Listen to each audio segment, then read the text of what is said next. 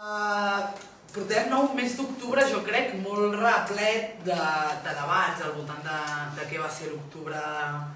de l'any passat, sobretot narrant molt, jo crec, el culebrot dels últims dies i veient les entranyes del que era el govern de la Generalitat, però analitzant poc, crec, políticament, quin és el moment polític que tenim ara i quins són els aprenentatges que tenim de fa un any, més enllà de les misèries que hem vist,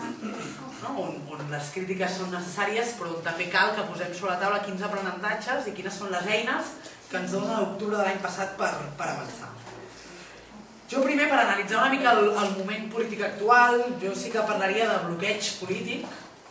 d'un bloqueig polític fruit del canvi de cicle polític que es va produir la tardor de l'any passat. I per què canvi de cicle polític o quin és l'element que genera aquest canvi de cicle polític? És un doble procés. És el procés de l'exercici del dret a l'autodeterminació, d'un poble organitzat defensant i exercint el dret a l'autodeterminació, i per l'altre és un procés d'un règim autoritari, el règim del 78, que es visualitza i es despulla com a règim demofòbic. Aquest doble procés, en el fons, és part del que porta aquest nou cicle polític, on afloren diferents elements,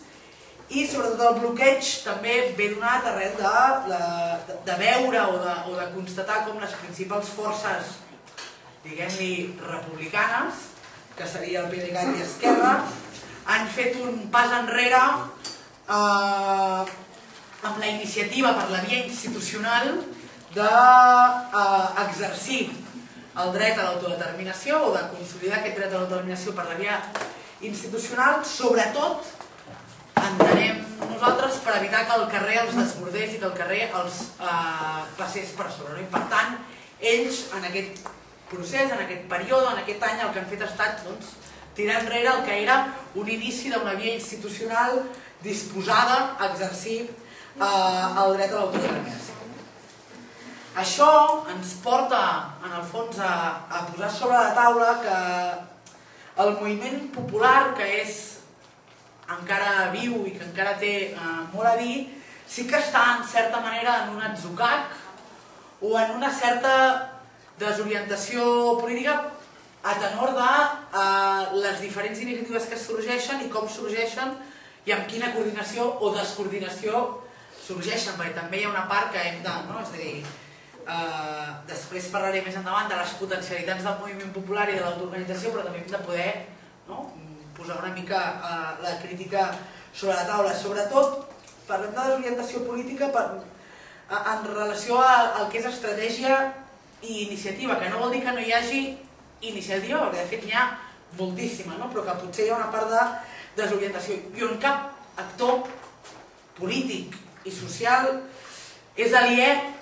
a les responsabilitats d'això. I aquí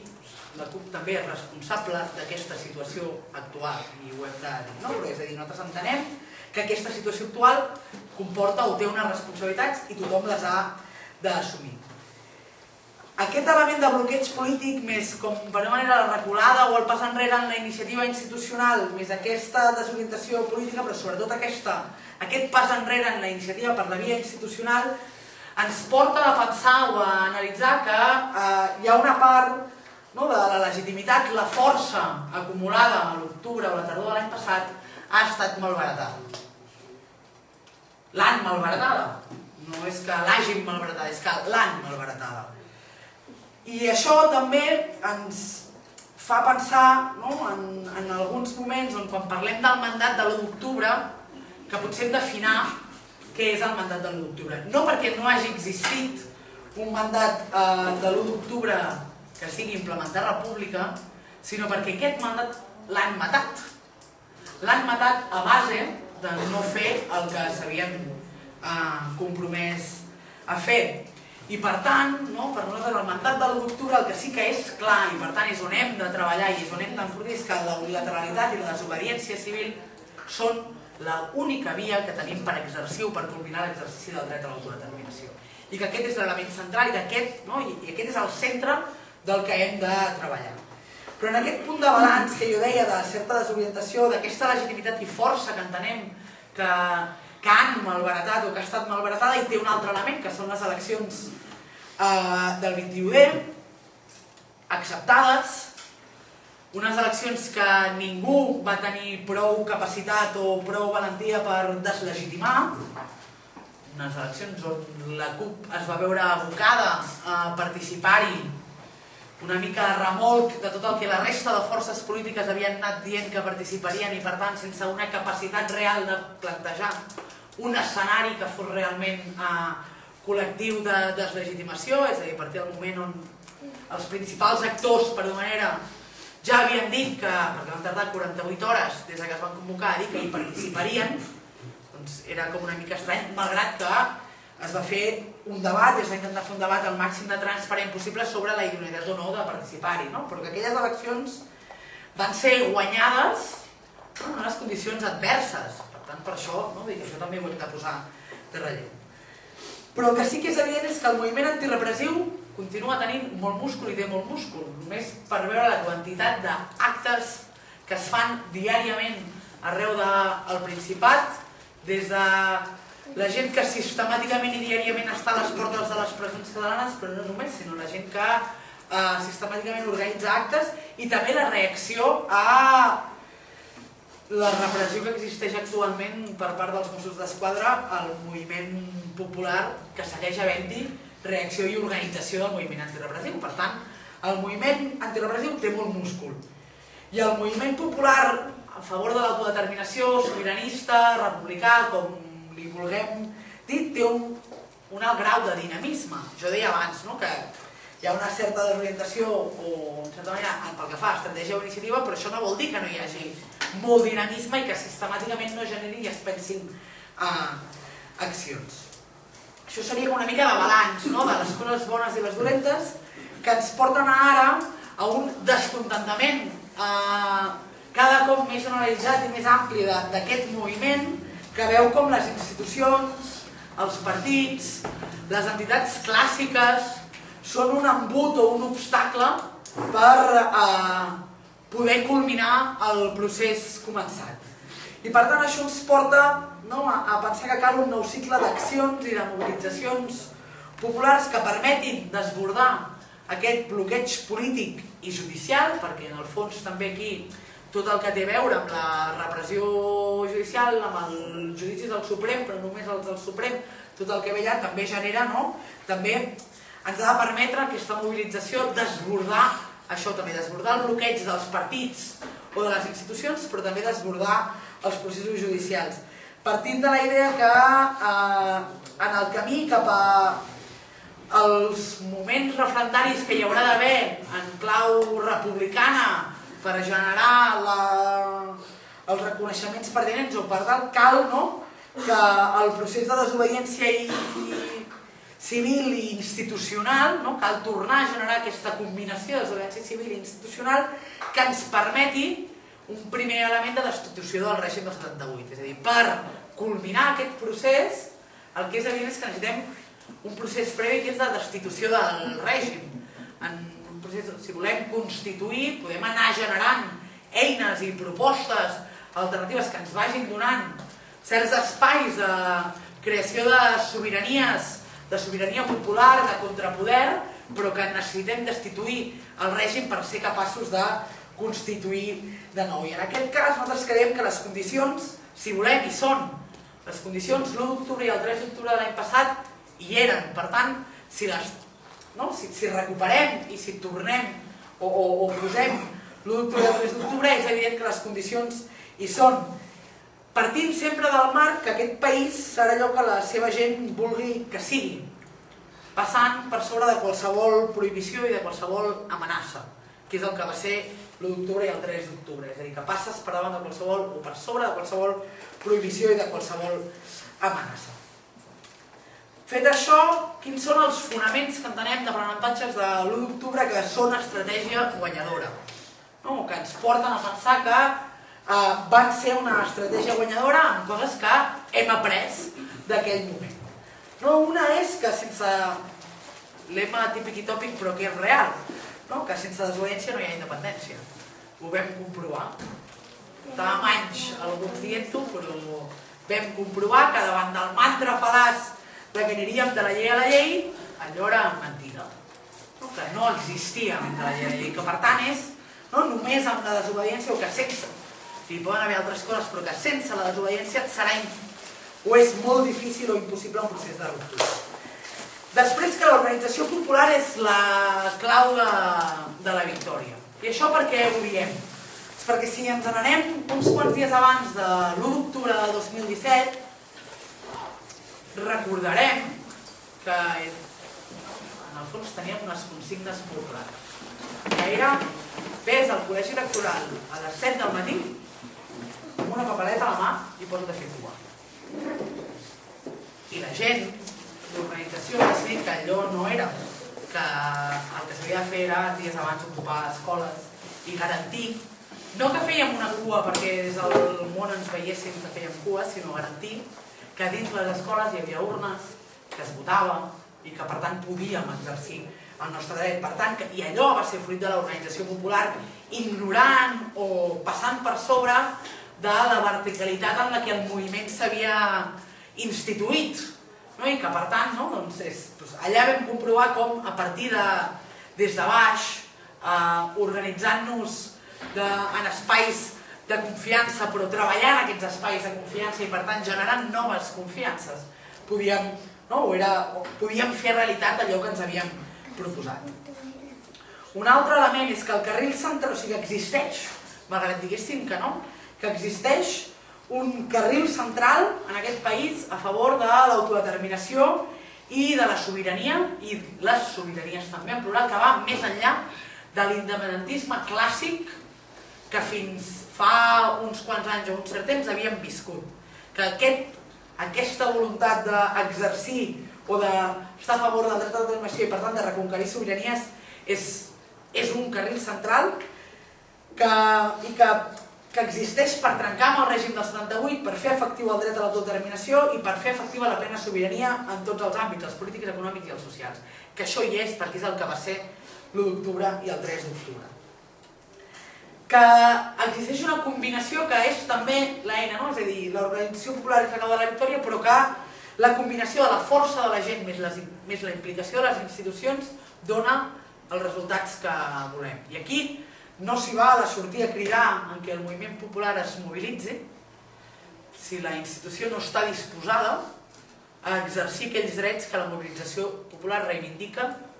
i també exerceix. És a dir, està molt bé dir a la gent mobilitzeu-vos de manera permanent, exerciu els vostres drets, que si la institució no va al darrere a exercir-los també, no serveix. I a l'octubre vam comprovar que aquesta combinació de desobediència civil i desobediència institucional ens permetia avançar i ens permetia també posar en escac el règim. Un altre aprenentatge que tenim de l'octubre passat és que exercir la sobirania i l'autodeterminació no és només controlar el territori. No és només un simple exercici de distribució pel territori, sinó que és garantir també tots els drets polítics, socials, econòmics, civils, ambientals i culturals, i que per tant es tracta d'això també, aquest procés i aquesta voluntat de construcció, que no és només, és a dir, vam veure, jo crec que el 8 de novembre vam veure un exercici espectacular de control del territori a nivell de moviment popular, sense cap institució al darrere, sense cap voluntat que existís això, però també vam veure que calia anar més enllà, que allò era un tot sabràs enorme i que estàvem posant en escac moltes coses, però que necessitem també construir o reivindicar i posar al centre l'exercici d'altres drets per culminar això. També vam veure que tot això va en el fons d'un procés de l'oligarquia contra el poble. I ho vam constatar perquè en el fons els principals obstacles que vam veure després de l'1 d'octubre, sobretot una mica prèviament, però sobretot després, principals obstacles per exercir o per garantir el dret a l'autodeterminació provenien de l'IBEX 35, que en el fons del capital. En el fons no deixa de ser una llei del capitalisme contra les classes populars, del capitalisme, del capital contra el poble organitzat. I per tant això també ens porta a tenir clar que existeix una necessitat de desenvolupar una economia arrelada al territori, però que ho diem molt, però que fer-ho. Que mentre l'IBEX 35 o el capital continua tenint el poder i el control de la majoria de la part de les nostres vides, ja no individuals sinó col·lectives, estarem permanentment en un embat contra l'oligarquia on els xantatges acostumen a fer que una part de la població agafi por i no deixa de ser legítima la por, també. Després que vam viure un terratrèmol polític que va despullar el règim del 78. No el vam arribar a vèncer, però el vam despullar, que és molt més del que s'havia fet mai a la història. Vam poder comprovar i vam veure com sense cap mena de problema la monarquia es visualitzava una monarquia corrupta, vinculada i en el fons còmplice de la maquinària repressiva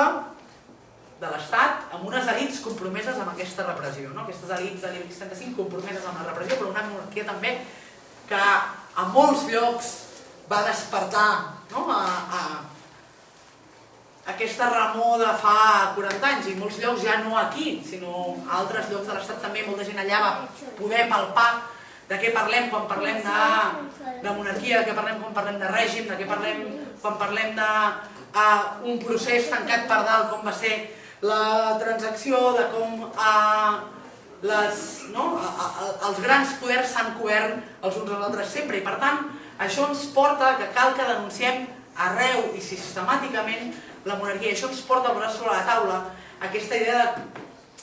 de dicotomia de república versus monarquia. I això també ens obre portes a altres llocs de l'Estat que ens permet generar més pols i més embats de l'Estat a altres llocs de l'Estat, que ens permet aquesta lògica de destituir el règim del 78 per poder constituir i instituir un nou poder, que sigui un poder o que sigui la república en clau republicana. Acabant, l'octubre de l'any passat o la tardor de l'any passat ens va permetre dibuixar un mapa dels països catalans ple de solidaritat, on l'amenaça feixista que el País Valencià han conegut de manera sistemàtica any rere any, que vivien de manera sistemàtica any rere any, que en canvi aquí no vivíem tant, però es va permetre que aquí, o sigui, va aflorar aquí el moviment feixista de manera molt més clara, però també es va dibuixar de manera molt més clara aquest mapa de solidaritat on País Valencià i Illes van expressar la seva solidaritat mentre a ells el feixisme repuntava. És a dir, la manifestació del 9 d'octubre de l'any passat al País Valencià, que portava un parell d'anys on s'havia pogut desenvolupar amb una certa tranquil·litat, és evident, el 9 d'octubre del 2017 no es va poder fer. I no es va poder fer perquè els feixistes es van rearmar i van anar a rebentar-la de manera clara. O a les Illes, que el feixisme sempre havia estat més de paraula i menys agressiu, era més de visualitzar-se, però no d'enfrontar-se, va començar a enfrontar-se de manera clara amb el moviment organitzat en solidaritat amb l'1 d'octubre. Per tant, aquí vam començar a veure això, però també hi ha un altre element, és que això va anar més enllà, i també va ser a la resta de l'Estat on vam veure també certs punts de solidaritat que anaven més enllà de l'Estat, és a dir, veure una manifestació el 3 d'octubre de 2017 pel centre de Madrid denunciant la brutalitat policial de l'1 d'octubre i defensant el dret a l'autodeterminació allà. Ells et diran, qui va muntar la manifestació diran és que éramos muy pocos. I dius, bueno, gent, o sigui, crec que estar al centre de Madrid el 3 d'octubre després del que estava passant a tot arreu manifestant-vos, per mi és un agraïment infinit que no vull dir. Per tant, que això es va anar més enllà i que davant de l'auge de Ciutadans i Vox és un tema que cal que treballem i que treballem desenvolupant llaços, molts més llaços de solidaritat i de construcció antifeixista col·lectiva, perquè és evident que el feixisme que aquí, o l'extrema dreta que aquí l'estem veient de manera molt clara, està incrementant arreu de l'Estat i que cal també generar respostes col·lectives perquè es retroalimenta l'extrema dreta a l'Estat amb el que passa aquí a Catalunya. Per tant, cal generar respostes col·lectives per evitar que també a la resta de pobles de l'Estat l'extrema dreta augmenti. I l'últim element que entenem que és com un fenomen que cal posar sobre la taula, doncs que l'1 d'octubre era un vector de democratització contraposat a l'auge del feixisme, del racisme i l'autoritarisme a tota Europa. Que veiem com a Europa va pujant l'extrema dreta,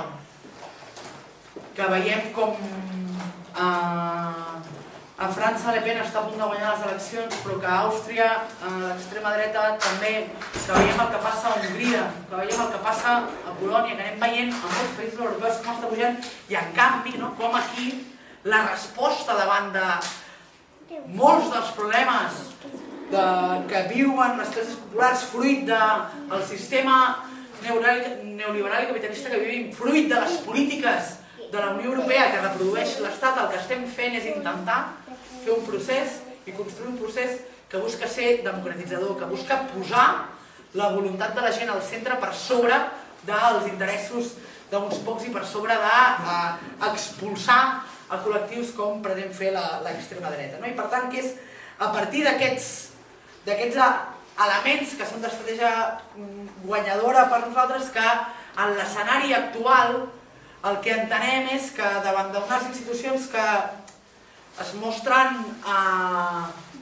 paralitzades o amb por,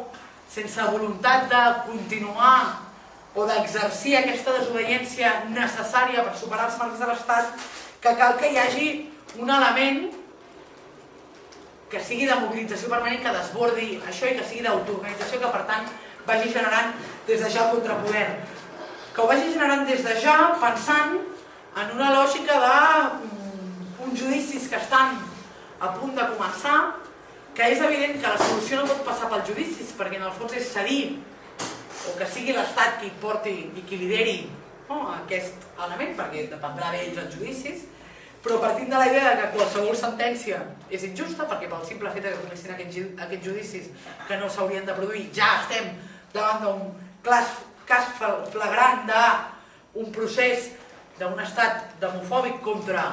un procés democràtic, i per tant davant d'un estat que nega drets per davant d'un procés o d'un col·lectiu que busca defensar i garantir drets, i que per tant és en aquests procés de judicis cal que sigui la mobilització la que porti de manera ineludible per part de les institucions catalanes a de tornar a posar o de posar de manera clara l'exercici del dret a l'autodeterminació per seguir generant aquest embat amb l'Estat com a única eina d'anar destituint el règim i destituir el règim per poder constituir de nou. Que per tant serà només com a punt final aquesta idea que és a través de la mobilització i l'autoorganització que serem capaços de culminar l'exercici del dret a l'autodeterminació que vam començar, i per tant de culminar aquest procés de construcció republicana o aquest procés constituent que en certa manera vam començar de manera col·lectiva i a través de l'autoorganització, i que serà així que ho podrem fer, però estirant i portant i forçant a les institucions que acabin acatant o que acabin acompanyant el procés de la gent organitzada. Jo de moment ho deixo aquí i després fem debat. Merci. Bueno, intentaré no repetir-me perquè crec que l'Eulàlia s'ha explicat molt bé. Sí que aquí havia de venir la Marina, que avui li és impossible de venir, jo crec que és la que més coneix el tema, tot el treball que ha fet. Bueno, intentaré estar a l'altura. Sí que bueno, no sé, volia fer també, inclús, com és també una taula rodona i és un debat, jo crec que també estarà bé confrontar posicions, no? Jo crec que des de la mobilització del CDR ens hem trobat amb una qüestió, i és que, com bé s'ha dit, el carrer ho va donar tot, però van ser els equidistes de les institucions. Jo crec que aquest va ser el primer gran error, perquè, bueno, diem, va fallar el govern, es van anar, no van fer no sé què, no estaven preparades les estructures d'estat. Bueno, però és que el 27 d'octubre, jo crec, i en plan autocrítica, que a lo millor hauríem d'haver fet alguna cosa més que la festa de la plaça Sant Jaume, i crec que ningú va tenir el valor de donar un pas endavant I parlo de ningú, i parlo de govern, parlo d'Esquerra Independent, parlo dels CDRs, parlo de qualsevol organització que apostava per la DUI. Va arribar la DUI,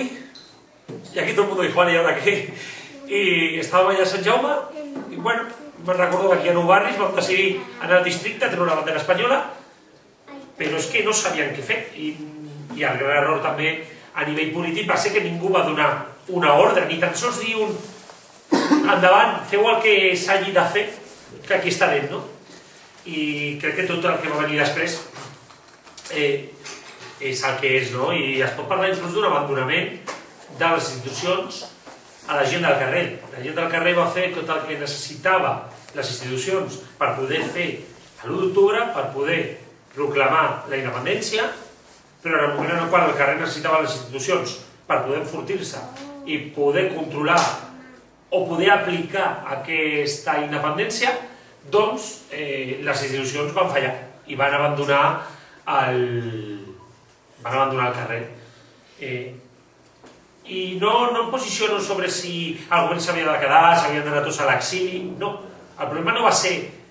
fer una cosa o fer l'altra, sinó que el problema va ser que res del que s'estava fent tenia un objectiu més enllà d'improvisar, improvisar, improvisar. Jo estava en contra que Junqueras i companyia anés a declarar, però és que ni anant a declarar tenien una idea, ni anant a l'exili tenien una altra. I aquest jo crec que va ser el gran problema. Van perdre moltes oportunitats, van perdre l'oportunitat del 27 d'octubre, van perdre l'oportunitat del 21 de desembre. El 21 de desembre no havia de ser una jornada normal, i la van fer una jornada normal. Això no significa no anar a les eleccions, és més, jo apostava per anar a les eleccions. Però, òbvia, aquí havíem els CDRs d'haver posat sobre la taula i haver posat al costat una urna i haver fet un referèndum allà dins, haver rebentat les eleccions des de dins, no? I no ho van fer. I no ho van fer jo crec que en gran part perquè els partits polítics, i no parlo de la CUP precisament, estic parlant dels altres dos grans partits polítics, van decidir que el 21 de desembre havia de ser una jornada normal. Me'n recordo de la frase de nosaltres no refugim de la democràcia. Bueno, però que aquestes eleccions no eren democràtiques. Llavors, no es pot plantejar una jornada normal quan no estem davant d'una jornada electoral normal. Ja la primera és tenir candidats a la presó, no passar a cap lloc. I aquí sí. Llavors, jo crec que és un dels temes importants. Ara bé, jo no crec que haguem acabat totes les oportunitats. Algú està dient que la finestra d'oportunitats s'ha tancat, que si ara hem de replegar-nos i tornar a plantejar un futur escenari que permeti obrir una finestra d'oportunitat. Jo crec que tinc la sensació, i per el que veig al meu entorn i el que veig a Nou Barris, per exemple, el barri menys independent de tota la ciutat, Sarrià Sant Gervasi a part, que és un mundo que ja valoraremos, però ser en el territori on va guanyar Ciutadans i tal, està un dels CDRs més importants, on l'esquerra independentista està creixent, on l'esquerra republicana s'està enfortint. Tot el moviment independentista està creixent en un barri com aquest. Per tant, dir que s'ha tancat una finestra d'oportunitat, jo no crec. Jo crec que senzillament s'han tancat unes, però s'han obert altres. I el problema jo crec que hi ha alguns que no volen aprofitar aquestes altres finestres que s'han obert. Perquè, clar, la finestra per la via de la democràcia que coneixem actualment està tancada, els poders de Catalunya no veuen clar, però s'ha obert la finestra dels moviments populars, s'ha obert la finestra d'una independència molt més social, i en aquest moment, a més d'uno, ha puesto freno a mano i ha dit, hòstia, a lo millor no és el moment o a lo millor no són les maneres de poder fer independència, no? I aquestes finestres d'oportunitat, que jo intentaré posar i deixo el procés constituent, que és el debat d'avui, per a l'últim punt, perquè crec que el procés constituent l'hem de construir des de la base i s'ha de construir en base a una sèrie de qüestions, crec jo, prèvies o simultànies a aquest procés constituent. L'Eulàlia parlava de solidaritat, i jo crec que si alguna cosa ha demostrat aquest poble, i ja em refereixo inclús a països catalans, i si alguna cosa ha demostrat les classes populars de tot l'estat, ha sigut solidaritat. I precisament jo crec que hem d'aprofitar-nos dels judicis. Però, ojo, jo crec que el gran aprofitament no ha de ser el judici a Junqueras i als seus consellers, ha de ser els dos Jordis. Aquell és el gran judici que ha de marcar. Per què? Perquè està Jordi Cuixart, està una persona que a mi em va guanyar, sobretot els dies abans de l'1 d'octubre, i està l'única persona que s'ha mantingut com a societat civil i no com a membre d'un partit polític, i jo crec que haurien els moviments populars de reforçar posicions i de realment construir una resposta més gran inclús que les anteriors a aquest judici. I aquesta condemna que està escrita i que tots sabem el que passarà, no?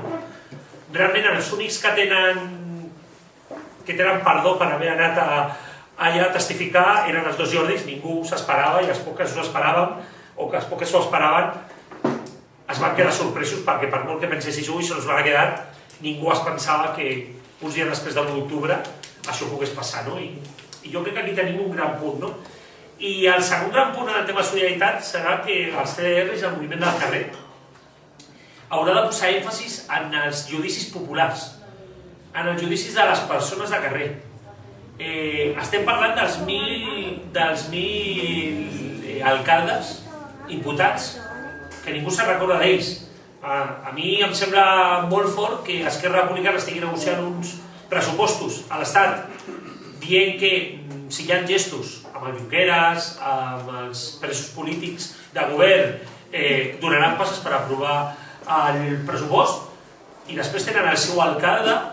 el nas de pallasso, que està més abandonat que jo que sé. I hòstia, a aquest home li demanen moltíssims anys precisament per fer solidaritat amb els presos polítics. Estem perdent de vista realment on estan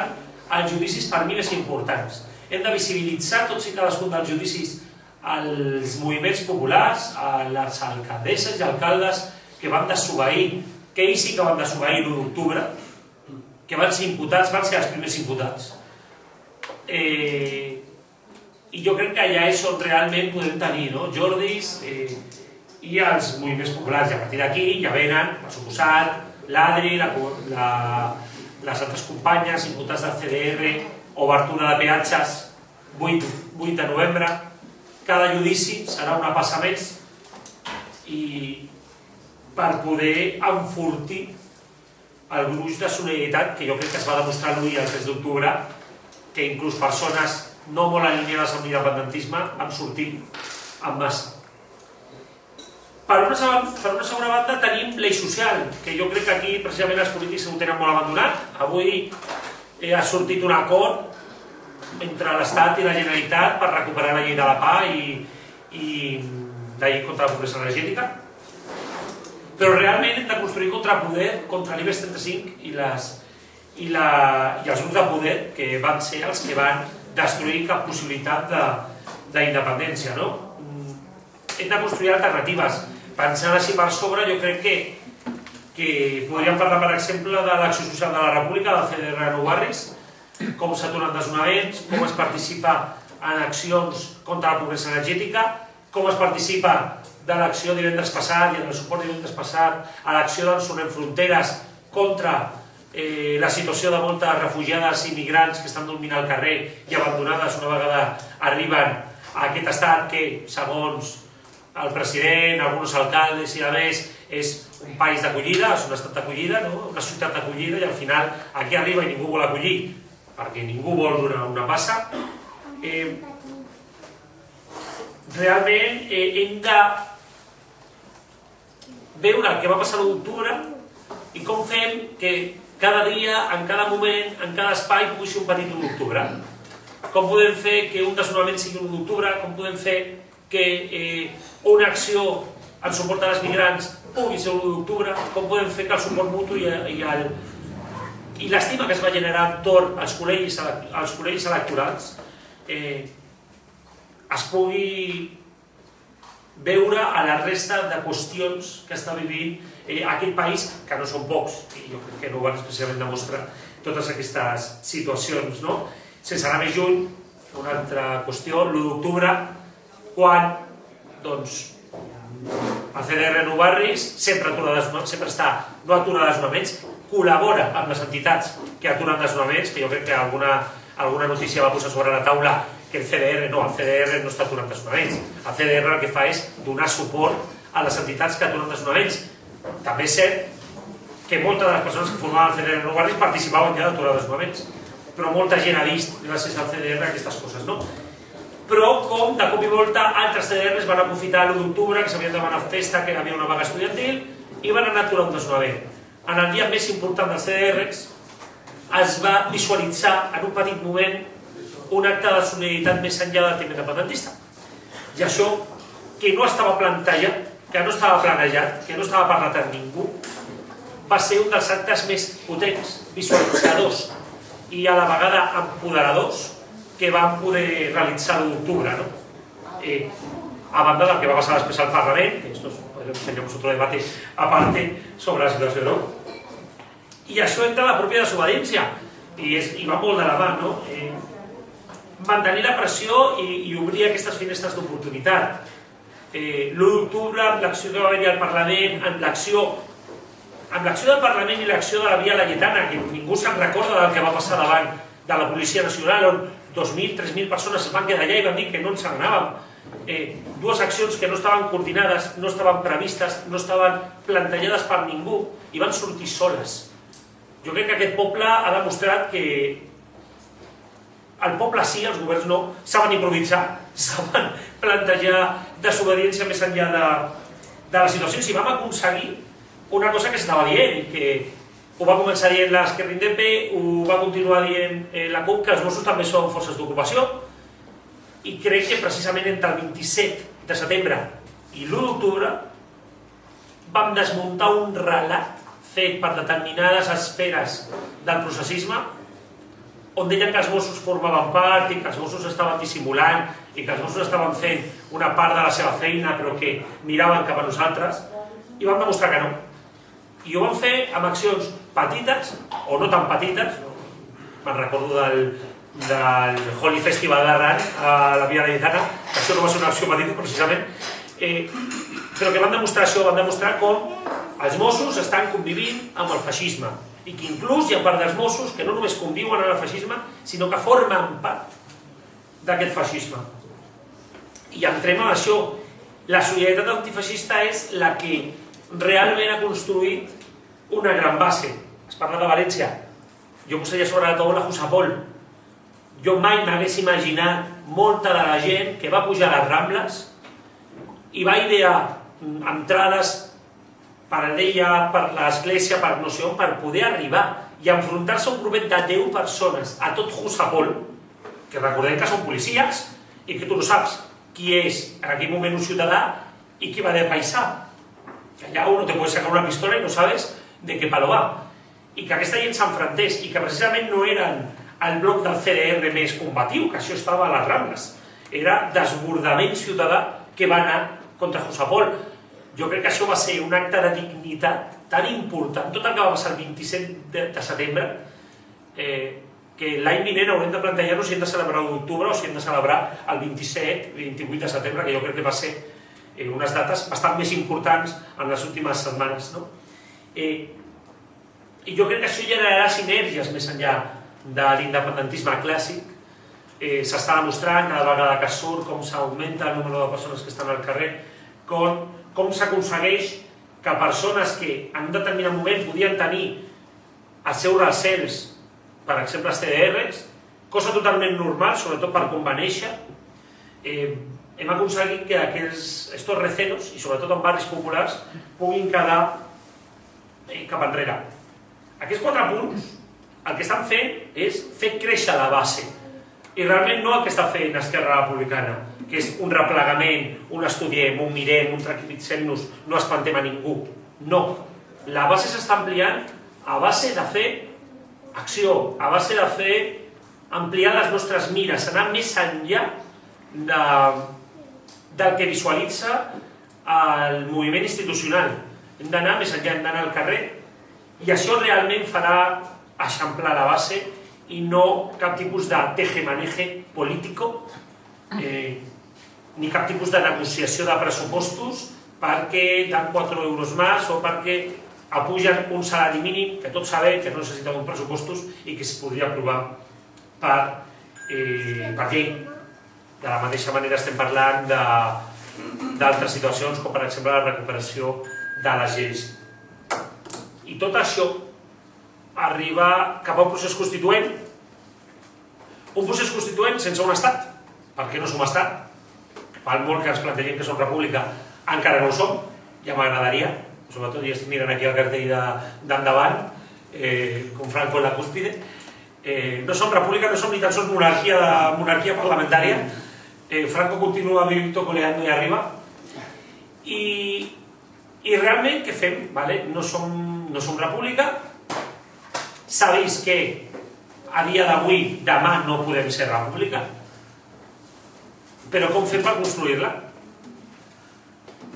La via institucional ha quedat esgotada. Jo crec que s'ha demostrat que és inoperant, volia dir absurda, no crec que ho sigui. Jo crec que es poden presentar propostes, es pot fer un petit treball des d'allà i que pot ser propositiu, però mai serà el treball central. El treball central estarà en el carrer. I aquí ens trobem això amb una oportunitat de, no tenim estat, ara mateix la construcció, la situació no ens ho permeten, construïm-ho des de baix. Com? Generem alternatives, posem en marxa de base el procés constituent. Ojo, s'ha de diferenciar molt entre fer un procés constituent i dilatar el processisme. Hi ha dues vies diferents. Determinades vies institucionals el que volen és aprofitar els debats constituents per fer un debat previ sobre com ha de ser el debat, després un debat sobre com debatim, com es pot imaginar, que nos podemos ir a 5 o 10 anys por lo bajo. Però i si desbordem una altra vegada, com va passar l'1 d'octubre, i desbordem el procés constituent que vol fer l'administració? I si d'aquest debat de vamos a ver cómo lo hacemos, el poble s'apodera i comença a fer els debats, comença a proposar temes de la Constitució, temes de les noves lleis, comença a portar al Parlament lleis, doncs anem més enllà inclús de la llei de la PA, amb expropiacions de pisos, amb el garantiment del primer habitatge per totes i cadascuna de les persones que viuen en aquest país i que no puguin ser desnonades del seu primer habitatge. Portem sobre la taula el dret a l'aigua, el dret a la llum i als serveis. Posem sobre la taula quines han de ser unes lleis que permetin una llibertat real per poder opinar i dir el que vulguis i que por cagarte en el rei no t'hagis d'anar a Bèlgica. Podem desbordar una altra vegada l'administració? Jo crec que realment l'única possibilitat o via que podem tenir en un procés constituent és un procés constituent on la gent prengui el poder, prengui els regnes d'aquesta travessia i faci que els polítics vagin darrere, que és exactament el que va passar l'1 i el 3 d'octubre. L'1 d'octubre van decidir, com va dir l'Eulàlia, obrir els col·legis. Aquí a les 8 la gent ja volia anul·lar el referèndum. I per què no es va anul·lar el referèndum? Recordem-ho, no es va anul·lar el referèndum perquè si s'hagués donat ordre d'anul·lar el referèndum... Primer agrair tant al Casal com als companys de taula l'oportunitat de fer aquest debat que a mi em sembla que, com deia l'Eulàlia, té molta importància també per pensar com continuem, no? O sigui, en un moment en el que el processisme està més qüestionat que mai per molts sectors que abans confiaven cegament en el govern, ANC, Òmnium, tot el que ha sigut la direcció del procés des del 2012 fins ara. Això es va veure a l'aniversari de l'1 d'octubre, a la manifestació del Lluís Apol, el 29, que va ser... El 29. I a més també hi ha un moment en el que jo crec que queda clar que si el règim del 78 volia cantar victòria amb el 155, amb la repressió al moviment independentista català com punta de llança per fer una reconversió en clau reaccionària i repressiva de tot el règim, i tancar la seva crisi per aquesta via, jo crec que aquesta no l'ha sortit molt bé. Jo crec que una cosa important és que la crisi del règim del 78 està oberta i continua oberta per l'escleta catalana, però també se comencen a obrir més escletes. Algunes s'ha mencionat una mica també del que està passant a la resta de l'Estat, de les conseqüències també de la tardor catalana, que a vegades arriben una mica tard, arriben amb uns mesos de retard, però que arriben. Jo volia fer una menció, per exemple, a tot el moviment que s'està començant a posar en marxa en Madrid, sobretot, i en altres ciutats de l'Estat, qüestionant la monarquia, demanant un referèndum, monarquia-república, i amb un discurs que a vegades es ve a dir és que els catalans ja han pogut decidir, ells han decidit república, per què no els aragonesos, els madrilenys, les madrilenyes, el poble d'Andalusia, etc., no pot també decidir una cosa tan bàsica com és si s'ha de mantenir una institució medieval, reaccionària, hereva del franquisme, i que a més va ser la que es va posar al capdavant del cop del 155 i de la repressió de Catalunya. Per mi és important pensar o fer una mirada enrere, un any enrere, el que va ser la tardor catalana, i treure les lliçons que va deixar plantejades, que per mi són molt importants, no només pel cas del moviment català, sinó també per pensar la lluita contra el règim del 78 de conjunt. Jo crec que ara podem dir, sense por, i sense que ningú ens digui que això no va ser així, que el 27 d'octubre es va fer una declaració d'independència que va ser simbòlica, que no va tenir cap efecte jurídic, i que això es va fer volent, que no va ser una errada del govern, i que es va desobeir el mandat de l'1 d'octubre, perquè això no era el mandat de l'1 d'octubre, i que a més es va fer una no defensa, es van negar a defensar no només la república, sinó que es van negar a defensar o a plantejar una defensa activa de tota la repressió que es va dur a terme en les setmanes i els mesos posteriors, perquè el que va fer el govern, la direcció processista, és una desaparició completa. Jo crec que es podien fer molts retrets al govern, però jo no els faré i explicaré per què. Jo penso que el govern va arribar el més lluny que podia arribar. De fet, per molta gent havia arribat molt més lluny del que es pensava. I jo crec que molt més lluny d'on van arribar no els tornarem a veure. És a dir, em sembla que ells sí que van optar en un moment determinat pel camí de la desobediència, sobretot quan es van aprovar i no es van fer enrere amb les lleis del 6 i el 7 de setembre i amb la convocatòria del referèndum, però que després van estar treballant durant tot el mes d'octubre per intentar fer un pas enrere com es pogués. I el principal problema que es va tenir van ser dos problemes. Primer, que el moviment era molt fort i que realment vendre una claudicació oberta era molt difícil. I en segon lloc, que el règim de l'estat espanyol ja havia decidit el dia 1 o el dia 3, sobretot el dia 3, quan ja surt el cap de l'estat i dona l'ordre a tots els agents que calia una repressió salvatge i que aquí no hi havia negociació i que no es donava una via d'escape per cap tipus de claudicació. I en aquesta combinació es va arribar així fins al 27 d'octubre, on va haver-hi desobediència i el que va faltar justament era intentar apostar per una via que era justament la que sortia totalment del marc o del full de ruta del processisme. Jo volia explicar una mica això. Quan jo dic que no aniríem més enllà mai, o que el moviment no podria anar més enllà, el que vull dir és que no aniria més enllà amb aquesta direcció, amb la direcció processista, i en segon lloc, sense incloure el moviment i no com a acompanyant, sinó amb una posició central a la classe treballadora i als sectors populars, que és el que va passar l'1 i el 3 d'octubre. Si nosaltres mirem la tardor del 17, els dies més importants per tots nosaltres crec que van ser l'1 i el 3 d'octubre. Els dies previs a l'1 d'octubre, l'1 d'octubre i el 3 d'octubre. I van ser perquè va ser quan realment el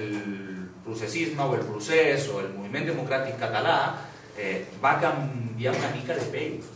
O sigui, va arribar a barris i a zones on realment no havia arribat en 5 anys, i es van deixar de fer només manifestacions de diumenge, entre cometes, o de dia de festa, com va ser la de la Diada, molt massives, però amb una hora d'inici, una hora de tornada a casa, i tot net, i tot bé, i es va veure un moviment que va desbordar el govern, que va fer possible l'1 d'octubre, com va ser l'1 d'octubre, amb un referèndum, perquè el pla era el que va dir l'Eulàlia d'anar a fer cua a les escoles, que es va resistir a la repressió, i sobretot que el dia 3 es va fer una vaga general, que la van disfressar com a aturada de país, però va ser una vaga general. Va ser una vaga general en molts sectors, el transport, l'educació, el sector públic. En altres sectors no va arribar la vaga, però també ahir hi ha una col·laboració directa i una política d'acord entre el govern i el que va ser la burocràcia sindical de Comissions UGT, que com a factor d'ordre del règim a sectors com la indústria i la van fer de cortafocs perquè la vaga es pogués estendre. Encara malgrat això es van fer també aturades de 20 minuts, d'una hora o el que sigui, però va haver una vaga general immensa. La classe treballadora va a participar al moviment català per primera vegada amb força i amb els seus mètodes de lluita. I aquest dia, el 3 d'octubre, jo crec que es va omplir de por la Sarsuela, la Moncloa, però també el Palau de la Generalitat. Es van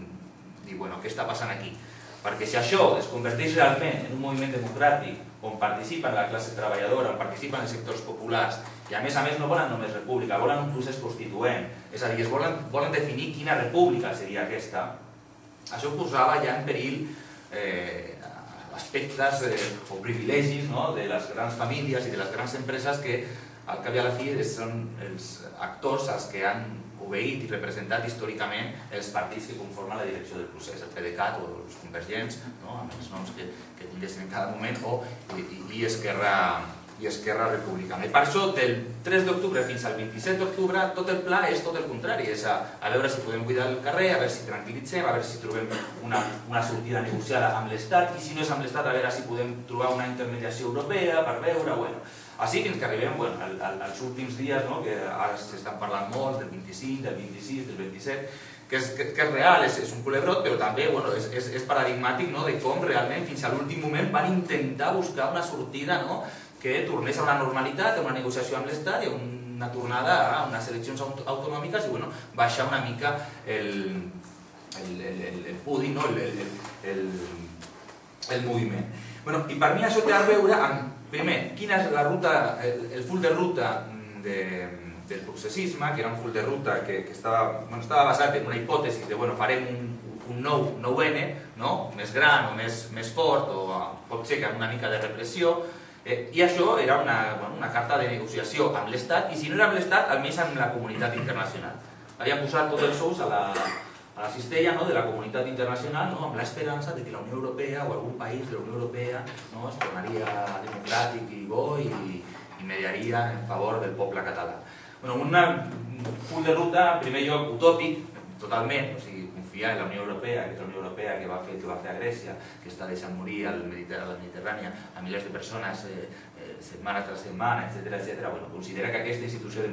democràtica faria algo democràtic contra la quarta economia per PIB de la Unió Europea, no sé, era quan més il·luso o quan menys il·luso i sobretot utòpic, però que era en un sentit coherent amb el projecte polític que tenen, que tenia i que té el processisme, de com es pot arribar a una república, que al cap i a la fi és una república en la que, sí, parteix d'un trencament amb l'Estat o d'un qüestionament de l'ordre jurídic de l'Estat, però per tornar a una taula de negociació i fer un projecte de transició el més possible de la llei a la llei. De fet, tot el procés transicional que es plantejava des del processisme i que està plasmat a la llei de transitorietat és un procés que desobeeix en un primer moment a la legislació espanyola, òbviament, però que parteix d'assumir el paquet heredat de la legislació espanyola, els seus acords internacionals, les seves lleis fonamentals, i que estableix un procés constituent, des del nostre punt de vista, molt controlat. És a dir, res a veure amb això d'un procés constituent de base o a un procés constituent, diguem, que estigués basat en les tradicions més revolucionàries del constitucionalisme constituent de les primeres revolucions burgueses, perquè era un procés constituent de, farem una assemblea constituent, però també estava el Consell Assessor aquest del Fòrum Social, que ara crec que ja està creat, que seria com una mena de filtre, per filtrar o per veure quines propostes de la societat civil es podrien arribar, els pares de la Constitució, diguem, de la futura Constitució de la República Catalana. És pitjor, perquè el que fan és un consell per veure si fan aquest... Però és com tots els processos constituents als que estem acostumats, diguem, no sé, des que la burguesia va deixar de ser revolucionària, que ja fa gairebé 2 segles, no? O sigui, són processos constituents on, està bé, podem constituir, però hem de respectar molt el que ja està constituït. De fet, totes aquestes lleis, tots aquests tractats internacionals, i sobretot, jo no crec que en aquest procés constituent els dirigents de Convergència i del PDeCAT i de més estiguessin disposats a que es pogués parlar del no pagament del deute o de l'expropiació de les vivendes de la banca o de la nacionalització de tot el sistema, tota la indústria farmacèutica i la sanitat privada, que a Catalunya és un lobby empresarial impressionant. Jo crec que totes aquestes qüestions no estaven incloses en el procés constituent des del punt de vista d'Esquerra i del PDeCAT, i jo crec que la llei de transitorietat està feta d'aquesta manera. I per mi té a veure el tipus de república i el tipus de procés constituent que volíem fer amb una via que era el més respectuosa possible amb la seguretat jurídica, tots aquests termes que estan al discurs, però també a les lleis amb les que es va intentar donar un marc jurídic a tot aquest procés. I això ho convertia, en primer lloc, en un procés poc atractiu per molts sectors populars, perquè justament una república dirigida per aquesta gent, que és justament la gent de les retallades, etc., i a més inviable, perquè el problema és que tu pots fer, no sé, pots aprovar la llei que vulguis, pots proclamar la independència, però el problema és que enfront tens un estat que té jutges i sobretot que té policia, que té exèrcit i que actua com un bloc. I ahir arribem a un altre punt, que és el que òbviament no es va voler creuar, que era, si nosaltres volem realment fer un referèndum i que aquest resultat es pugui dur a terme, haurem de pensar com aquest procés d'autoorganització obrera, popular, als barris, també arriba als centres de treball, també arriba als centres d'estudi, i ens preparem per defensar el territori, però no només el territori o no només tallar carreteres, sinó plantejar qui s'ocupa de l'aeroport, del port, si les empreses volen marxar de Catalunya, molt bé, adeu, però l'empresa es queda aquí, i si cal que els treballadors de la banca facin vaga o els treballadors que controlen el crèdit bancari aquí a Barcelona, que estan a Sant Cugat, puguin dir clic, d'aquí no surt un sol euro. Clar, són mesures que podrien revertir o combatre tota la guerra econòmica, tota la guerra no només econòmica que l'estat espanyol de segur que farà si algun dia Catalunya vol obrir realment, el poble català vol obrir realment un procés constituent. I aquesta via, que és el full de ruta parlant en clar, és el full de ruta de la lluita de classes, és el que va començar a assomar la patica, per dir-ho d'alguna manera, entre l'1 i el 3 d'octubre, i malauradament ningú va agafar el testigo. És el drama per mi de la tardor catalana, o de la tardor de l'any passat. Quan va passar això, quan nosaltres estàvem al 3 d'octubre, no sé, jo per obrir també el debat, però no estan aquí, no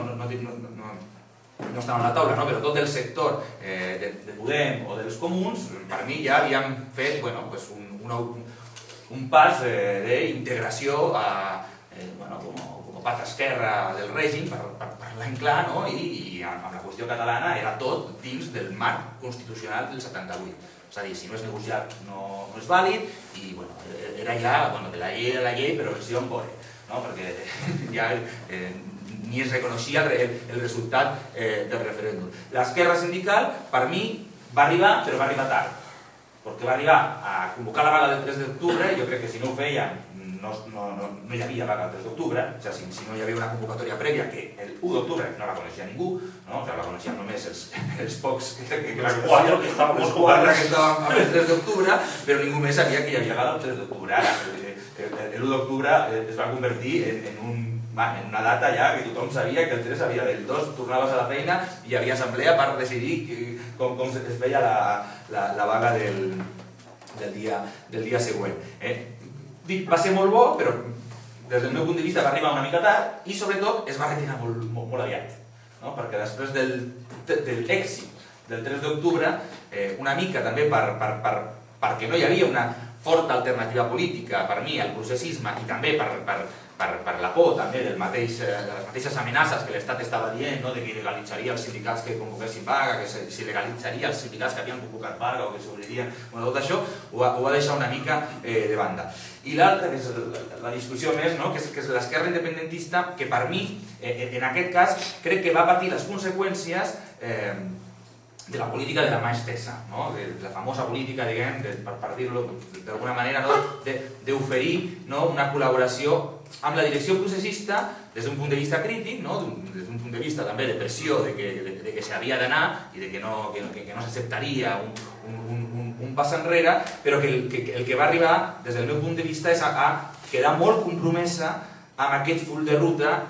encara que no fos el seu full de ruta, perquè no era el full de ruta que es planteava directament, però al final va ser el full de ruta que es va terminar acceptant. I no parlo tant de tot el que seria els 5 anys de problemes d'investidures o fins i tot de pressupostos, però fins i tot el recolzament a la llei de transitorietat, que per mi tenia aquest esperit que estic dient, i fins i tot quan ja va arribar un moment, que era el dia 3, que es podia anar i el govern no aniria, i ja ho deixava clar que no aniria, també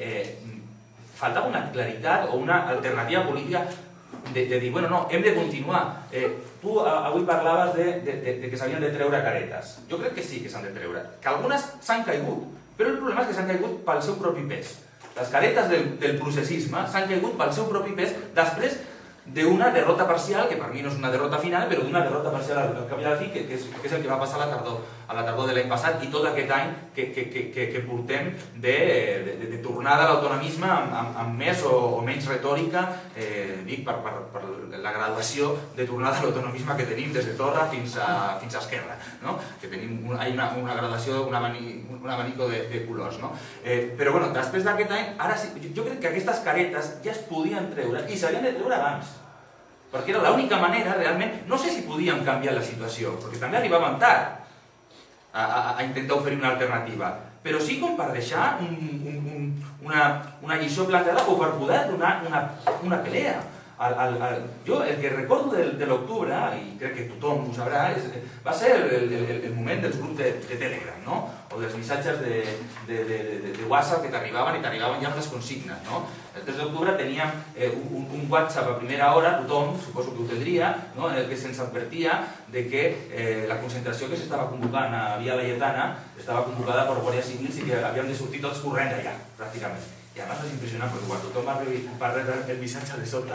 això es va virar a Via Laietana, estàvem a la jefatura. I a la tarda era que tothom a casa a les 9. A les 9 de la nit tothom a casa perquè no sé què passaria. I si et quedaves fora, no sé, eres un provocador també. I a les 9 parlava el rei.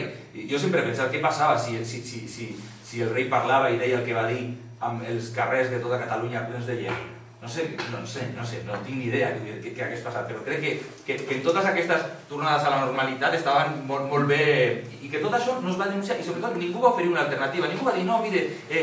la república s'ha de proclamar immediatament i si no la vaga del 3 l'hem de continuar, que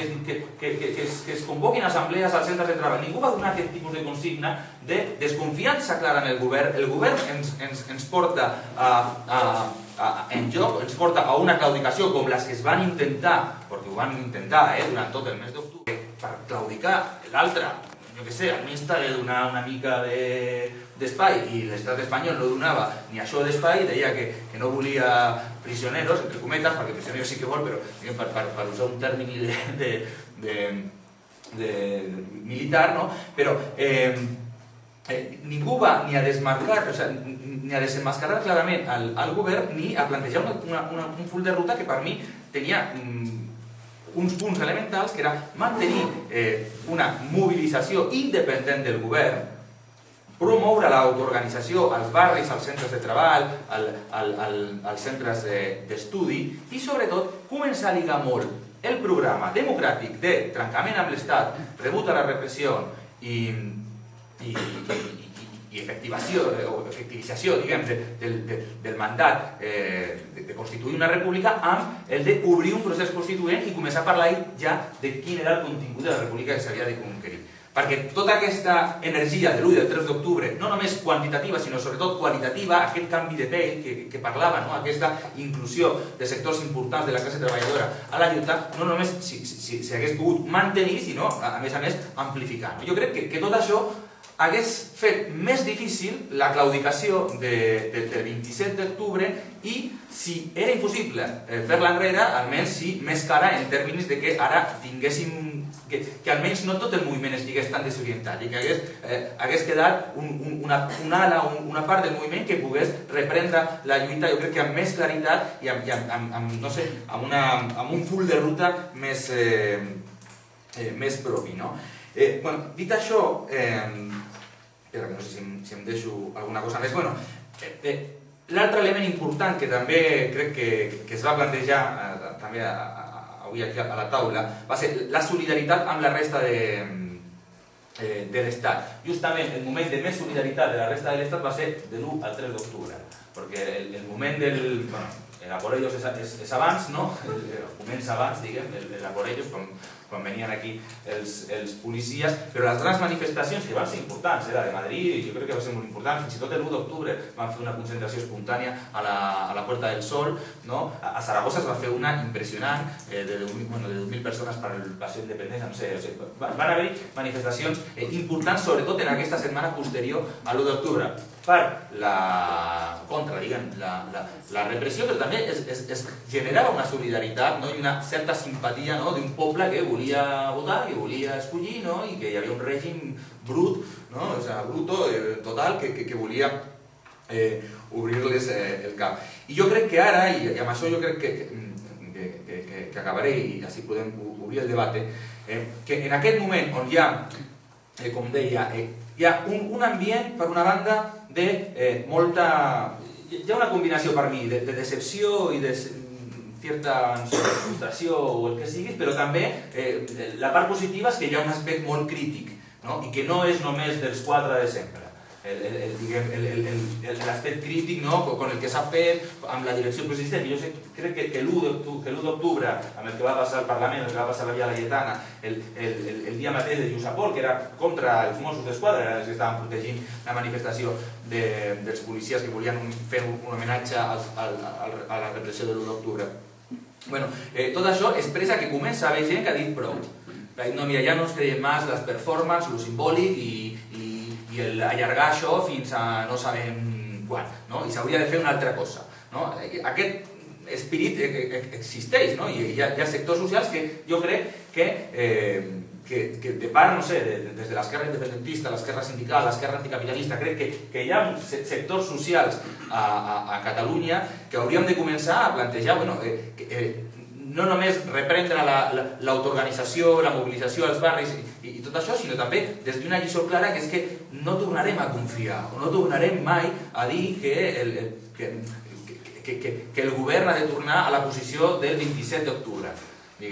Per mi, si demà torna a una posició com la del 27 d'octubre, o del 10, o del 9 d'octubre, no sé, per posar dates, és a dir, amb una posició de trencarem i aprovarem coses al Parlament que no es poden aprovar, saps? El problema és com que estem tornant a la posició de partida d'un full de ruta que ja s'ha demostrat que arriba fins on arriba. Jo, en aquest sentit, crec que una lliçó clara és que tot el que hem de fer ha de partir més des d'una independència total per poder realment imposar un procés constituent que no sigui el que diu la llei de transitorietat, sinó que sigui un procés constituent lliure i soberà en tot el ple sentit de la paraula. És a dir, una assemblea constituent aquí a Catalunya, escollida per un diputat per cada 10.000 o per 15.000 o la xifra que es digui, i que no hagi de respectar res de lo anterior, de lo constituït. Ni les lleis espanyoles, ni les lleis laborals, ni els tractats internacionals, ni la judicatura que la llei de transitorietat proposava heredar els mateixos jutges que estan fent el que estan fent. Tot això és un trencament, això és un procés constituent realment, on el poble pot decidir absolutament de tot. I aquest procés no el convocarà ni Esquerra ni Junts per Catalunya, i em sembla que no el convocarà la Generalitat. i que l'única manera de poder posar-lo és desenvolupant la mobilització social que estic plantejant amb la classe treballadora al centre i al mateix temps amb una mobilització que sigui no només solidària, sinó que tracti d'unificar esforços i força amb una lluita comuna contra el règim del 78, amb els moviments que es puguin desenvolupar, que parlava a l'inici, contra el règim del 78, contra la monarquia, per processos constituents també al mateix estat espanyol i que estan començant a aparèixer. Però per mi això, no sé, crec que és una lliçó fonamental de l'octubre català, de que sense independència política total d'Esquerra i del PDeCAT i amb una denúncia i de treure's la careta i que, no sé, combatre qualsevol altra il·lusió en que el processisme pot tornar a ser el que va ser el 17. No, si torna a ser el que va ser el 17 està bé, però tornarem al 27 d'octubre, perquè és el màxim que pot donar el processisme en el millor moment, per dir-ho d'alguna manera. O sigui, escalfat al màxim, et dona això, et dona que proclamen la república i se'n van o ja no tenen plan, perquè el plan següent és provocar una mobilització social que realment posaria en risc els privilegis no només de l'estat espanyol i de la monarquia borbònica, sinó també de les grans empreses i de les grans famílies catalanes per les quals ells treballen des de fa dècades, des que existeixen. Doncs això, res més. Com dèiem al principi, ara era el torn de la paraula oberta, però també altres ponents. Crec que si hi ha qüestions plantejades sobre la taula i algú vol opinar, doncs també hi ha torn de paraula per vosaltres, i si no, algú del públic, com vosaltres bé. Jo volia, no sé si tu vols dir alguna cosa. No, jo anava a dir que algú del públic. Sí, jo l'únic que volia dir amb el tema de les caretes, sí, està molt bé dir que que havien de caure abans, però hem aconseguit que li caiguin a molta més gent de la que s'hagués pogut caure a l'inici. Només com a punt, o sigui, jo crec que hi ha molta més gent que pensa que els Mossos són forces d'ocupació, ara que si ho haguessin començat a treballar fa un temps. Això és anar lent, sí, però de vegades també potser això sí que ha sigut eixamplar base a la nostra idea de república, però bueno, només com aquest apunt. Paraules?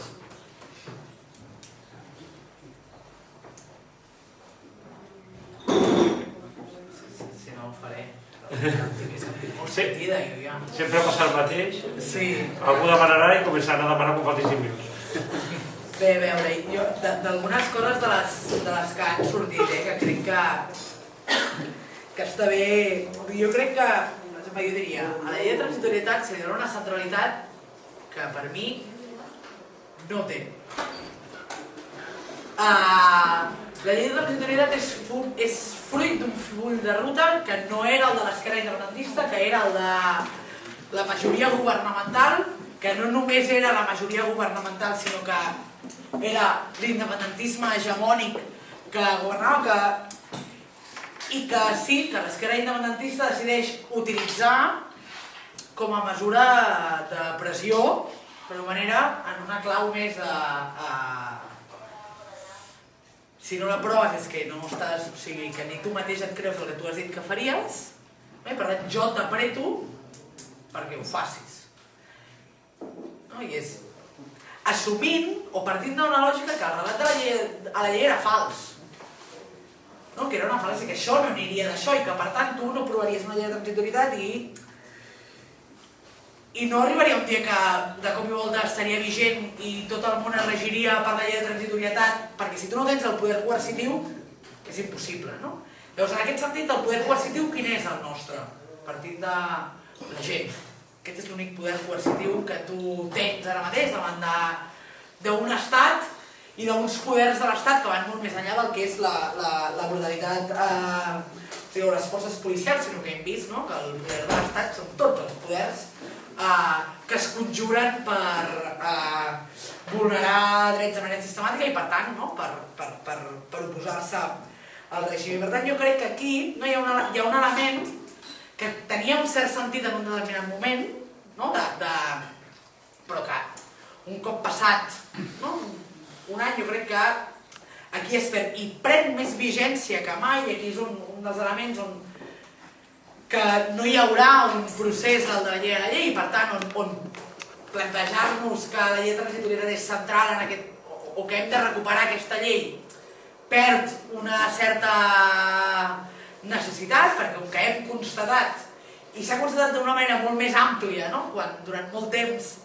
tu deies, no, és que això de la llei no serà, i la gent et deia de tot,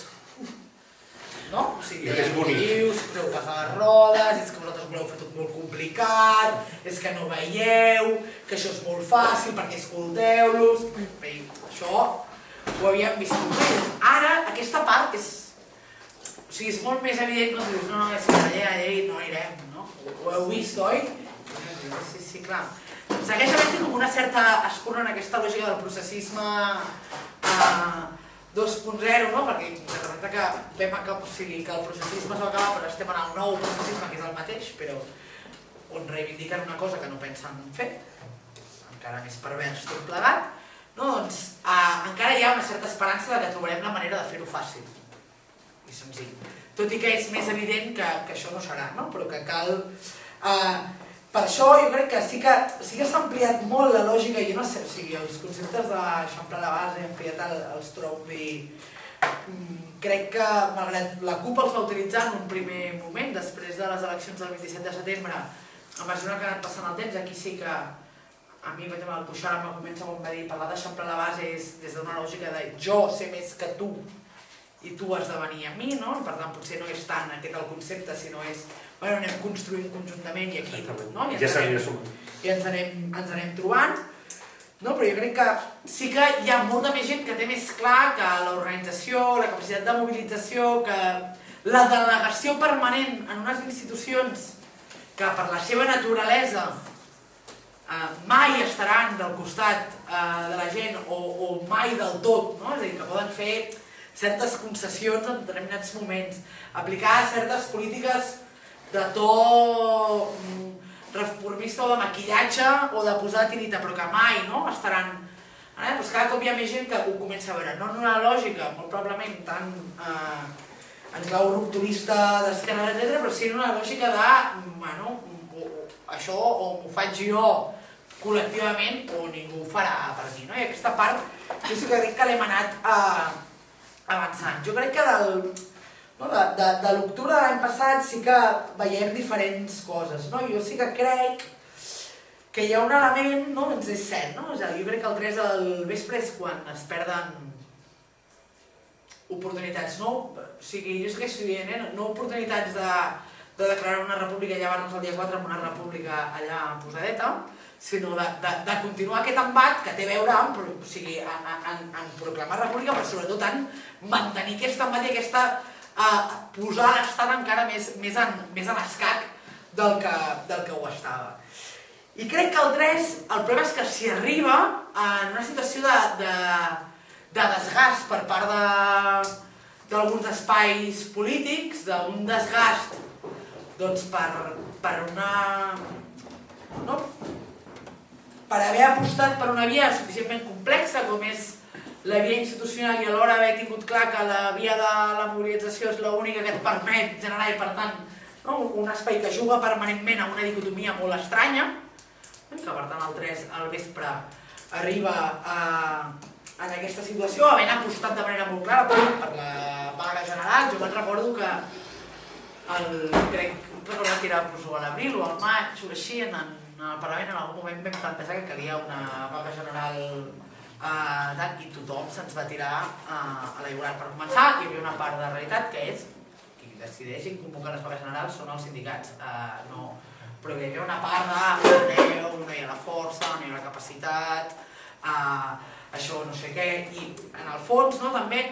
un sindicalisme que ha estat menys tingut de manera sistemàtica per l'independentisme hegemònic, i no només per l'independentisme hegemònic, per moltíssima gent, és qui realment posa sobre la taula l'eina clau, però que després es desborda i llavors hi ha qui se la intenta apropiar de la manera més burda. Jo crec que és una de les coses que cal reivindicar més. Ara, aquest octubre no va ser reivindicat molt tot, era en hòstia, no. O sigui, el que hem de reivindicar el 3 d'octubre, que quan parlem de l'esperit del 3 d'octubre, parlem de l'esperit d'aquells qui van convocar la vaga general. D'aquells qui van convocar la vaga general i van ser l'espurna que van facilitar que milions de persones ocupessin els carrers, però a través d'un convenciment clar que calia convocar una vaga general, no? I crec que això s'ha dit en certs espais públics massa poc. Jo crec que en espais on ho tenim més assumit, ho diem i ho tenim clar i a vegades ens oblidem de dir-ho, però perquè ja ho tenim interioritzat, però que cal dir-ho més perquè crec que si no, no ho farem. Llavors, respecte al procés constituent, jo crec que hi ha tot un debat al voltant d'això, de què entenem per procés constituent o com generem un procés constituent, no? I jo, evidentment, estic d'acord que fer un procés constituent no és només redactar la Constitució. I que és evident que en una clau institucional o tal, se'n va a això, a redactar una Constitució. En lògica institucional, tu què fas? Redactes una Constitució.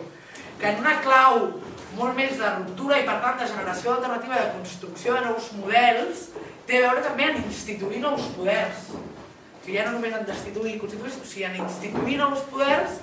que generin directament alternatives i que, per tant, acabin sent, de facto, les bases d'aquesta nova Constitució. I crec que aquí és en el terreny on ara sí que ens hem de moure i hem de treballar i hem d'empènyer, en instituir nous poders, en aquest limbo entre destituir un règim i constituir un nou marc, és a dir, instituir poders que en el fons no deixen de ser, o sigui, en clau de poder popular i per tant de generació d'alternatives que de facto en aquest procés de ruptura que cal, és a dir, generar nous marcs, seran aquells que hagin volgut construir prèviament, que no, o sigui, perquè el nou marc hi ha una part, és a dir, malgrat estem virant una part de, o s'està virant una part de l'economia i les classes populars en el fons són majoritàries perquè davant les elites són moltes més les classes populars i classes treballadores, a l'hora de la veritat, és a dir, en els marcs de debats ideològics o debats sobre guanyen les elites sempre, perquè per això són elites. En un debat merament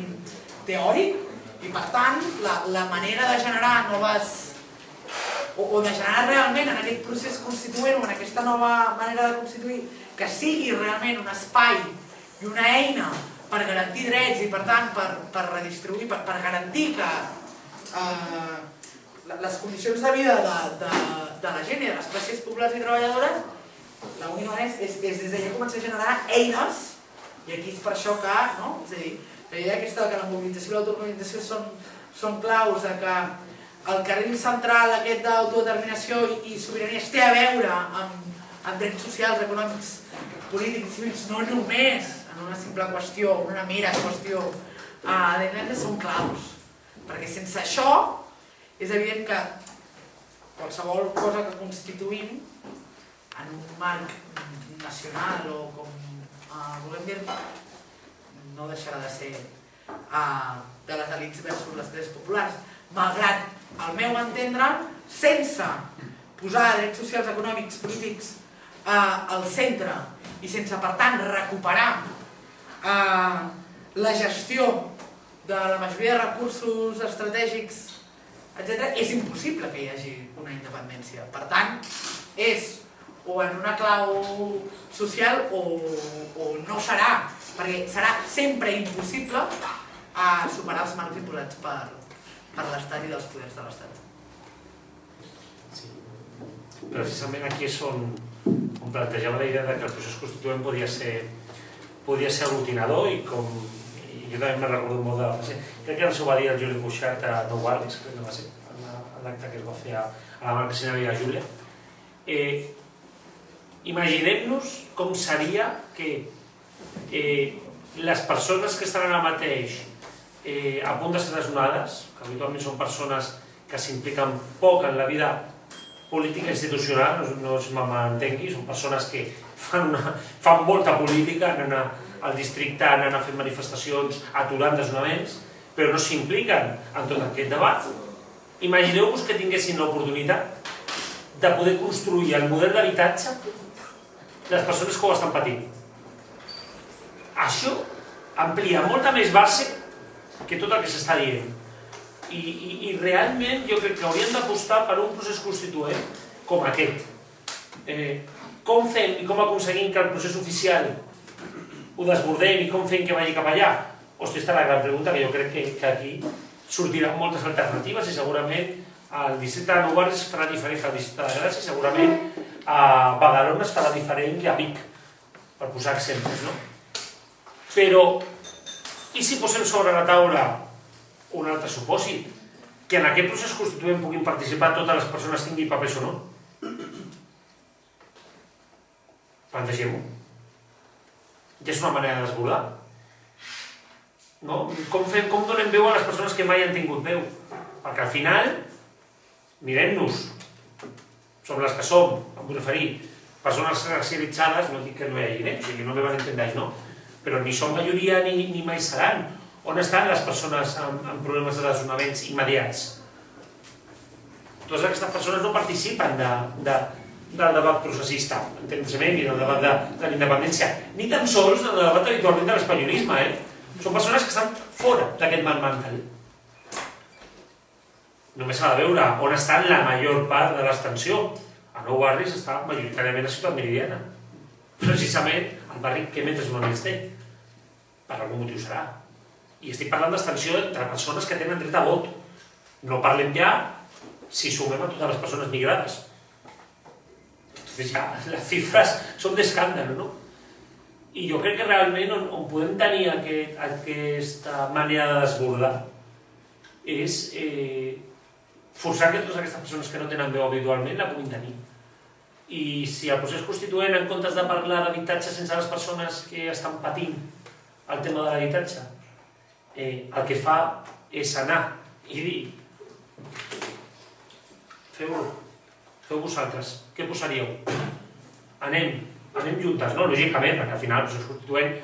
quan estem plantejant, jo quan plantejo un procés constituent no em plantejo una constitució, em plantejo un model de país, un model de societat, un model d'estat també, no? Si volem estat, lògicament, és otro debat que també hay que tener. El model de representació, el model de participació directa, tot això s'ha de plantejar un debat de procés constituent. I tinc la sensació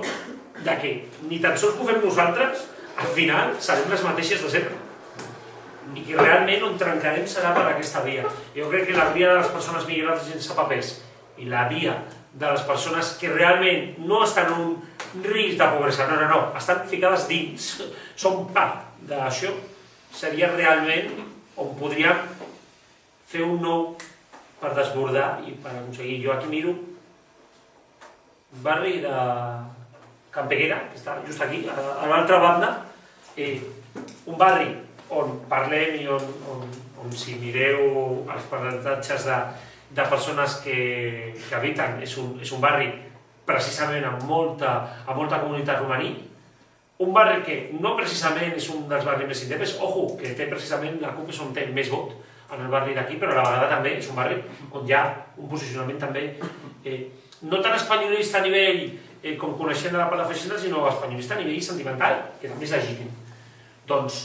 quan la Policia Nacional va arribar al col·legi de Can Peguera, o sigui, després d'estar donant hòsties a la meitat de les famílies que estaven al col·legi d'allà,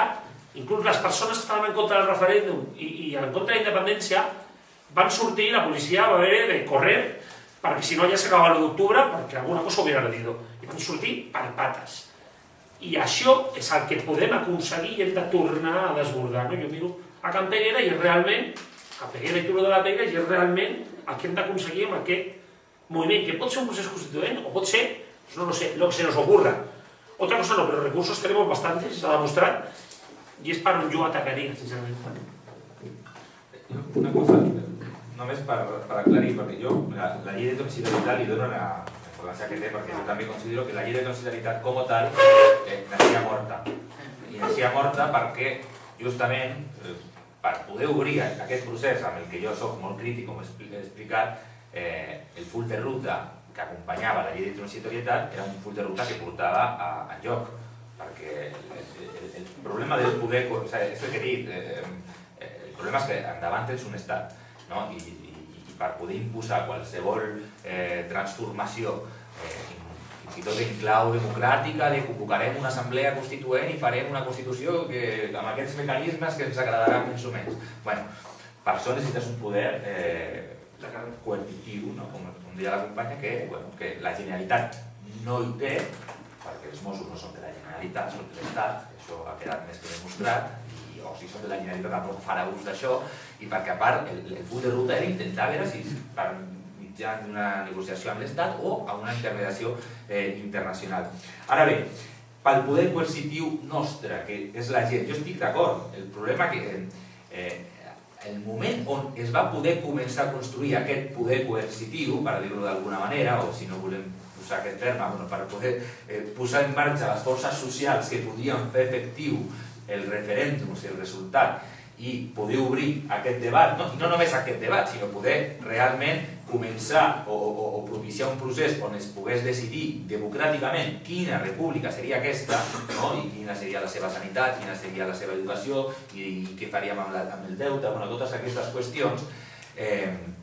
calia, estàvem en un moment on es podia començar a obrir un procés de crear aquest poder als centres de treball, als barris, i aquest jo crec que és l'oportunitat que es va a desaprovechar, parlant clar. I jo crec que això té a veure, és cert que hi ha un desgast, però també jo crec que hi havia una inèrcia ja posada en una via institucional com a pressió dins de la via institucional i que havia que fer un viratge, que això va ser, per això jo he dit que són les conseqüències d'una política que des del meu punt de vista jo mai he compartit i sempre he sigut molt crític. I que hi havia una possibilitat de generar aquestes forces socials que per mi són això, les que podien obrir aquest tipus de procés. Ara, si aquest procés acaba en un procés constituent, en una assemblea constituent electa, o acaba en una altra cosa, és part de la dinàmica. No seria la primera revolució que comença per un procés constituent i que al final es fan les transformacions socials que la gent volia fer a través del procés constituent, però es fan per una altra via. Si parlo de la revolució russa, que és el més important, però fins i tot, no sé, si nosaltres parlem d'un moment on el poble català i la classe treballadora de Catalunya va començar a decidir com volia que fos la seva república, per dir-ho d'alguna manera, va ser el 36, el moment on Catalunya va tenir no només més autogovern, sinó a més el poble de Catalunya va decidir què es feia aquí, amb les fàbriques, amb la indústria, amb els grans serveis i com s'organitzava la vida als pobles, als barris, a les ciutats, etc. I crec que tot això té molt a veure amb que la força social que pot conquerir algun tipus de república aquí a Catalunya és aquesta, que no és... Jo per això dic que no esperem més del que han fet, perquè ells també ho saben. I ells sabien que si el 27 d'octubre proclamaven la república, tingués o no validesa jurídica, aprovessin o no aprovessin a la reunió del govern, aquesta que van fer on es van abraçar i no van fer res més, si en aquesta reunió haguessin aprovat els decrets republicans, imagina't, també, vinga,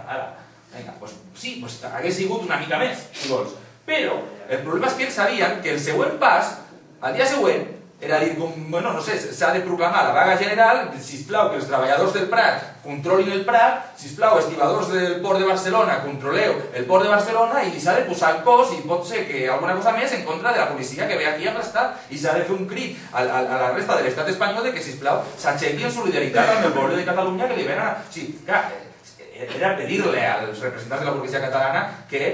no sé, que cridassin a la revolució. I jo això no s'ho faré, perquè em sembla que no ho faran mai. Però això és el que vol dir que la via era aquesta i el problema és que el moviment, jo estic d'acord, de l'hegemonia estava allà. Ara, el que s'ha de plantejar com aquesta hegemonia no ha de ser sempre així.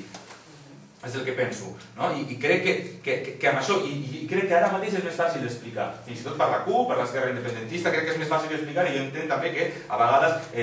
explicar-ho fa un any era molt difícil, saps? Perquè la gent deia, però bueno, si estan fent tot el que els hem demanat, no sé, el clima era aquest, jo ho sé, però jo crec que ara hi ha un altre clima, com per poder dir, mireu, ja ha quedat més que demostrat, i el que hem d'anar és fer la nostra en el sentit d'això, i que exemples a la història, fins i tot a la nostra història, tenim un munt de